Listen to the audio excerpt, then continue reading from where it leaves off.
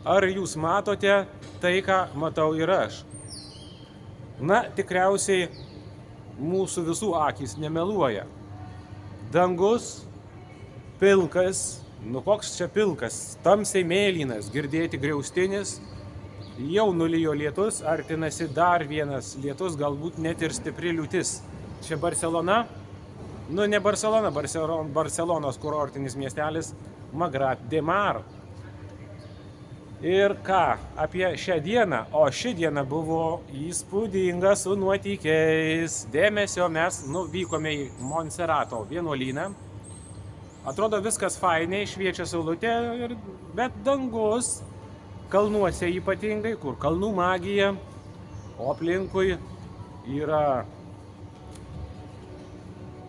kažkokia tai ir iš dangaus magija, nes Monserrato katedra.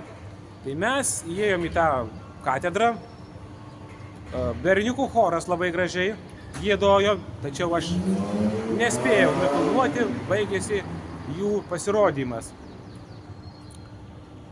Tai dar prieš patenkant į tą katedrą, kol mes nuėjom ten nuo to autobuso, šiokį tokį atstumą, tai norėjau pradėti aš fotografuoti ir man staiga užgesta mobilusis telefonas.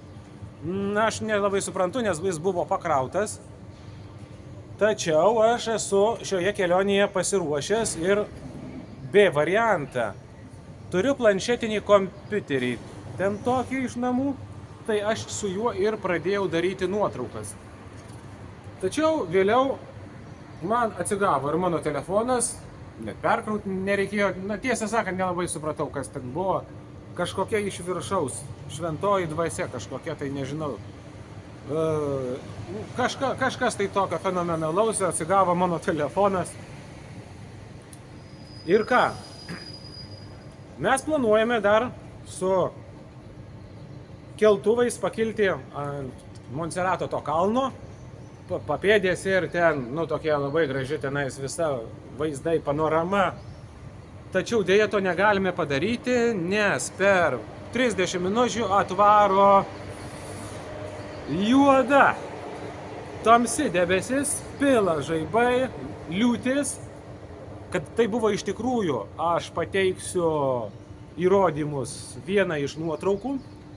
Kas dar įdomiausia, tai kad man tokie nuotykiai ir tas lietus visai patinka, nes aš esu buvęs kareivis iš krašto apsaugos, savanoris.